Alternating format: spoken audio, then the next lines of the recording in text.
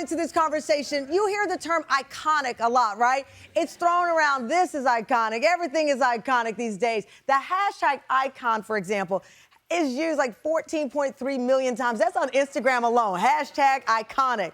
What does it really mean to be iconic? Today, we have guests that are the true definition of iconic. From the world of fashion to TV, they left their big mark on pop culture, and people have been talking about them ever since. Here we go. First up, Screen Rant named this show number 5 on their list of 15 best procedural shows of all time. 30 years ago, New York Undercover premiered. Nothing else on TV was like it. No one had seen characters like theirs. Detective J.C. Williams, a single father who redefined what black masculinity looked like on TV. His partner, Eddie Torres, a young Puerto Rican detective grappling with family dynamics. His romance with Detective Nina Moreno, who broke the mold as a Latina film lead on the show. From the cast to the storyline, like they had, it was a true original that set the bar for every cop show that came after it. In fact, Rolling Stone magazine declared it a genuine underground hit. Malik Yoba, Michael Delorenzo, Luna Lauren Velez, they burst onto our screen as these cool detectives in New York City's 4th precinct, taking on the bad guys every week, dealing with realistic drama. Again, people hadn't seen anything like it before. We have a major exclusive for you today on this stage. In celebration of the 30th anniversary, for the first time, the entire cast together since the show wrapped up. We've got Malik, Michael, and Luna.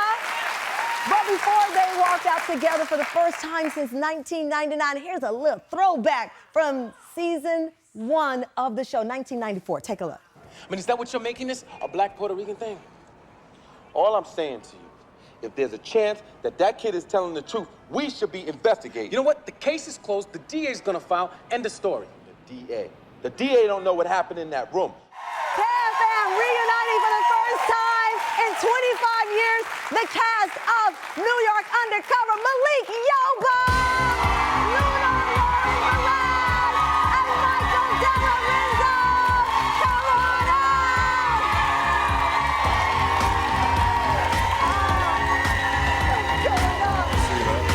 Good to see you, darling. Oh, that's okay. Don't fix it. Don't worry. Good to see you. Hello. Such a pleasure. Give it up! Okay, I am loving the game. You see this? This is when you have an iconic show like none other. And the gang is all here. Yes, we are. And matching, coordinating. I mean, when I say 30 years ago, this show launched. What's the first thing that comes to mind, Malik? We old. But not as old as y'all. That's the first thing that comes to mind. We're old. No. Michael, come on, disrupt it. You know what? It was the audition process that came through because I was. They didn't want to see me when I first came because I was a dancer. Right, because So you had they been in thought, Michael oh, he's not Jackson going to be a video. tough New York detective. So I had to audition for the assistant to the assistant casting director, then the casting director, and then they finally brought me into producers, and that's when I met Malik the first time. Okay, so let's catch up then. So you came in as a dancer. Well, you'd been in videos. I was a dancer in Beat It. Yeah, I Michael was a Jackson. dancer You with- might know that one. Yeah. With Michael Jackson. He's been dancing since he was like 7. So you've been dancing since you were 7. I was a classically trained ballet dancer. I didn't know that. So that's what I wanted to be. I wanted to be a ballet dancer. You wanted to be a ballet dancer. So I danced with Rudolph Nureyev. I danced with Bershnikov when I was 14. Did you know that? Wow. Yeah, he talks about it all the time. So you were doing that all the time. Yeah. Malik, you had been in Cool Runnings. Yes. So you had this movie fame, but then they called you to audition for this. How did that start? The same casting director from Cool Runnings, Jackie Yeah. Brown. Jackie, hopefully you're watching this somewhere. Oh, look at this. Yeah. And she said, then she was casting New York Undercover. So she said the first time she read the script, she thought of me for the role. And then I met this guy and we connected immediately. We did connect So immediately. you had your bromance going on here. it was good. And then comes a one-of-a-kind... Bam. Luna. Boom. That's Luna.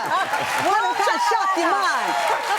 And you know, when they brought up, they said, okay, you're gonna have a love interest. And at that time, you know, we were both kind of like, you know, man on the street, playboys type vibe. So I thought, you know, initially there was a little bit of She's a pushback. talking about the show, though. Yeah, that's what I'm talking about. I love this chemistry. It's crazy.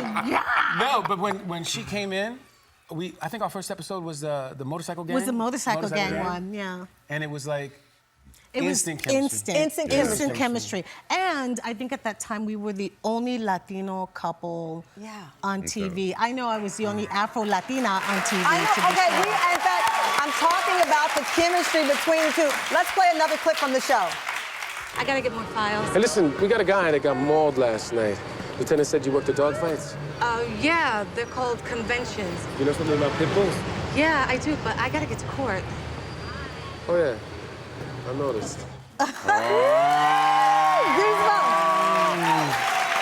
Mira que sexy, que sexy. That was the thing about the show. It was sexy. It was heartfelt. It was real. It was shot on location in New York. And I know that mattered. From when you look back at it now, you think it was the difference maker as well. 1,000%. I mean, New York was a character, right? And it was one of those things where you see people portray like authentic New York.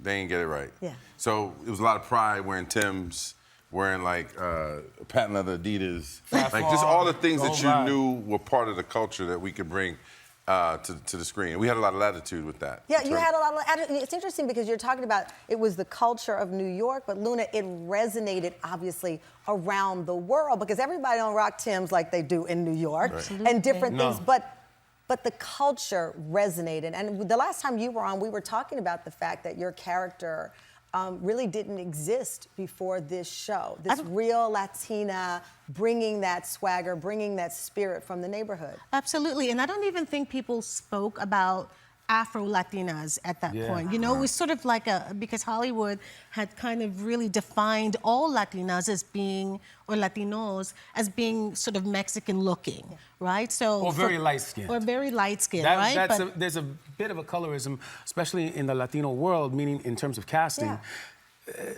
They didn't normally go for this. Which is, I mean, which is crazy because crazy. she's such an amazing actress. And I will say that the thing about Afro-Latinos is that if you go to anywhere in New York City, it's not like you have to search for, we're right there. Yeah. And so many actors that I knew that were Latino or Latina, they never got to play that, right? They were always sort of like, no, you're too brown or too dark, so you know, you're gonna go in this role, African-American role. And so I feel like that was a really special moment, not just for me, but I get so many people who say, because of the three of us all together, not just the Afro-Latinas, but the three of us, made something so special because it resonated. People saw themselves for the first, these two, before I joined the show, it was like, these two were like gods walking down the street.